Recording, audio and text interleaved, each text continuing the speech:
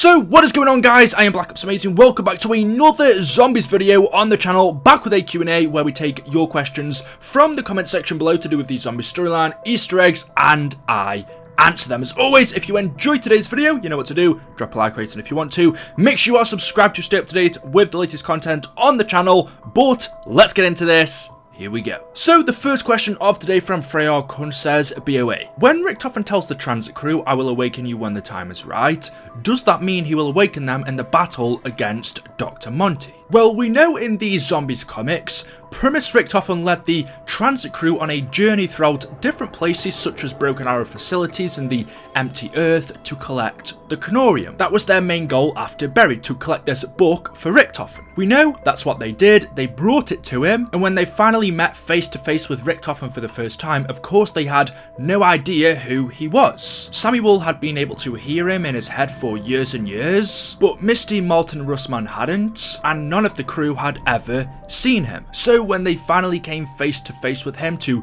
give him the book, of course they were surprised. They didn't really trust him because they thought he'd been leading them on this wild goose chase just to collect this book. Obviously we know that wasn't quite the case. It is very important, but the transit crew didn't know that and they didn't really trust him. However, Richtofen, as they said themselves, really was their only hope. Without him, what else were they going to do? If the transit crew didn't retrieve the Canorium for Richtofen, which then told him how all of the characters could live, then they could have possibly ended up dying. But we know once they gave it to Richtofen, he then gave them a choice. He said to them, you can either come with me, do what I say and see if I can save all of our lives, or they could stay on this world and he could send them wherever they wanted to go within it. But the transit crew, because they trusted him so far, decided to go with Richtofen, where he told them his plan to keep them alive. As we saw, he had 4 suspension chambers ready for them in the Alcatraz laboratory. He put the characters inside of them and told them that they will be kept on stasis until the final world arrives. The transit crew agreed, and that's exactly what they did. As we saw in Blood of the Dead, at that point in time, the transit crew was still asleep,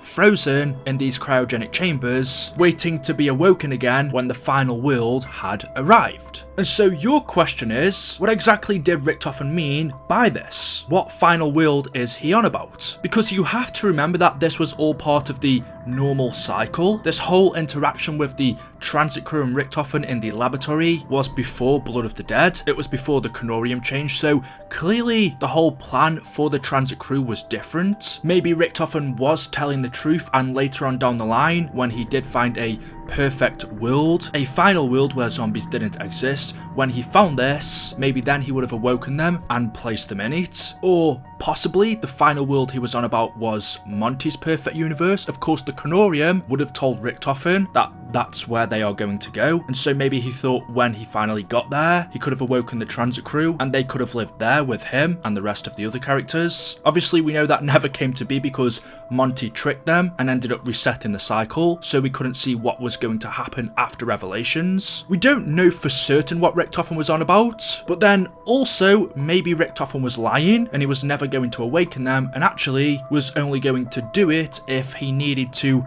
use them again. We don't know, and I don't think we'll ever find out, because as I said, as we move on through our zombies maps now, the cycle has been broken, the Canorium has changed, the future is different, and so Richtofen's original purpose for the transit crew is probably different as well. And maybe now, even though it wasn't his original plan, as you say in your question, yes, possibly he could use them to help defeat Dr. Monty in the Great War. And also, we don't really know at this point in time, after Blood of the Dead and during Classified, where the transit crew are, because after the Primus crew left and went to Classified, we know that the pocket dimension that Blood of the Dead was in would have slowly been destroyed. It would have collapsed in on itself, which means everything inside of it, including the transit crew, would have been lost. But as we heard in Classified, there is an Easter egg where Samuel can be heard talking to Richtofen, so clearly the transit crew survived that encounter, and either they are still trapped in Blood of the Dead in Alcatraz, the universe hasn't quite collapsed in on itself just yet, and they are still alive. However, they have awoken from their stasis chambers because there's no longer any power in the prison, so the characters have unfrozen and they've awoken in an empty Alcatraz. Or possibly Richtofen did awaken them, we just didn't see it happen, and he's teleported them to another location. Right now, we don't know. I've always thought in DLC 3, in the next map pack, we could be playing as the transit crew, and then in DLC 4 we will go to the Great War, but we'll just have to wait and see. Husker Hunt 12 says, BOA, do you ever charge your controllers? I try, I forget.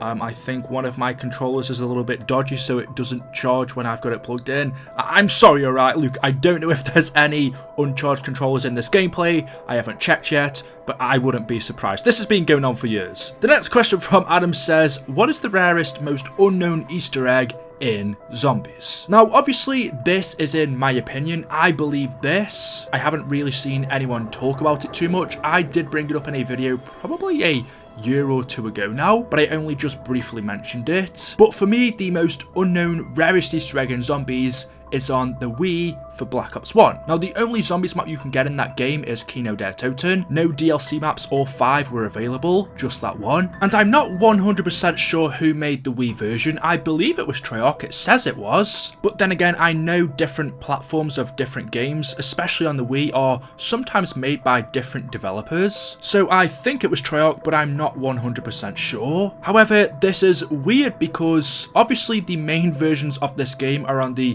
360, PS3, and the PC. Usually there's no difference in terms of content between them platforms, but on a mobile or Wii version, not only on COD but on many other games as well, when we see it ported over, the Nintendo Wii, whether it's down to graphics or memory, it is usually downgraded, meaning there is just less content. Like I said, there's no DLC packs, there's only one Zombies map on the Wii. The graphics are obviously a lot worse, and as you would expect, it does contain fewer Easter eggs to the main version, so it is missing a lot of content. But what you wouldn't expect is for there to be content added to this game that we don't have on the normal 360, PS3 or PC version. The Nintendo Wii version of Kino Der Toten has Easter eggs that the main game doesn't, and because of this, they are for the most part unknown. Obviously, a lot of people don't play Black Ops on the Wii. Maybe you did now and again for fun, but you don't go Easter egg hunting on it, you don't really pay attention. I will admit it's not that good, let's be honest. You would expect a downgrade in graphics and content, but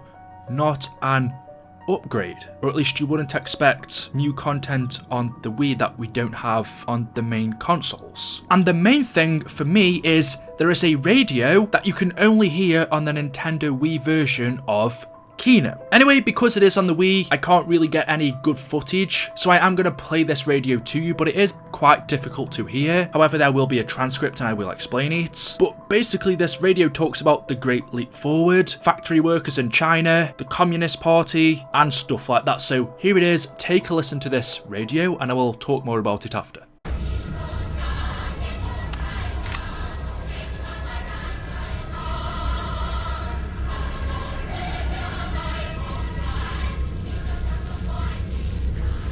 These villagers were portrayed in propaganda films as happy and highly motivated, although in fact, they were soon to suffer a terrible moral and physical collapse. Tens of thousands of people died as a result of industrial accidents in the hazardous conditions they were made to work in.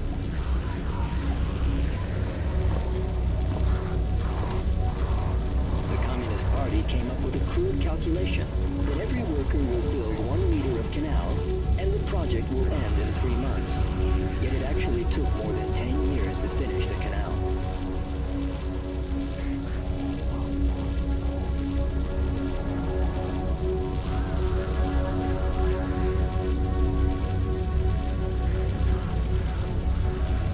During the Great Leap Forward, factory workers' hours were doubled, and machines began to work non-stop.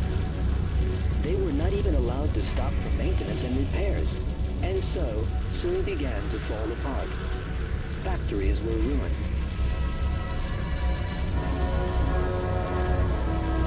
At the same time, Mao announced another target for the Great Leap Forward. Steel production was to be doubled within 1 year. That production was not only from heavy industry complexes, but also from small furnaces and villages. As a result of communist ideology, Mao believed that workers' power held a magical force. With that decision, tens of millions of Chinese set out to produce steel by amateur methods. Everything made of iron they could find, from doorknobs to saucepans, was melted down in primitive furnaces in an effort to produce steel.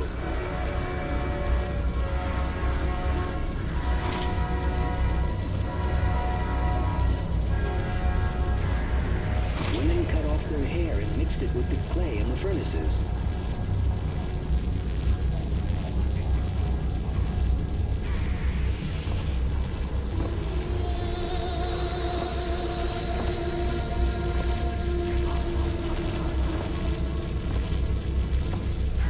So we can see this radio talks about the China Communist Party and the Great Leap Forward. If you don't know what this was, it was basically China's plan to increase their economy and industry, and it resulted in the death of hundreds of thousands of workers. We hear children or people singing in the background. It tells us about how they use propaganda videos of people smiling and being highly motivated, when in reality the morale in China during this time was terrible. It says during the Great Leap Forward, factory workers' hours doubled and machines began to work non-stop. They were not even allowed to stop for maintenance and repairs, and so because of this, everything began to fall apart. Factories were ruined, and everything was melted down from doorknobs to saucepans in an effort to produce steel. Women even cut off their hair and mixed it in clay furnaces. So we can see that during the Great Leap Forward, as this radio tells us, not only did hundreds of thousands of people die, but in an effort to produce more for their economy and industry, we can see standards dropped. And this is interesting because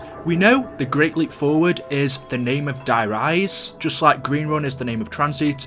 The Great Leap Forward is the actual name for Die Rise or Zombies map. However, that didn't come until Black Ops 2, years later, which means you'd be telling me that they thought of Die Rise like 3 years before it was made. I don't really know about that. Maybe they did, I'm not too sure. And so possibly this was a hint towards it, but more so, if that isn't the case, then why is this radio even in this map? Because it seems to have no correlation at all. This is talking about the Great Leap Forward, yet Kino is a Nazi research facility. It was used during the 40s, but we know that the Ultimus crew came here during the 60s. So it just seems very random unless, like I said, they were hinting towards Die Rise. And if that's the case, possibly, could this be one of the reasons why Die Rise is destroyed? Because of hundreds of thousands of people dying, attempting to produce more steel, and because of that the standards dropping, we see in Die Rise there are loads of buildings destroyed. Half of them are kind of like upside down and toppled over. Is this a result of that? Because of the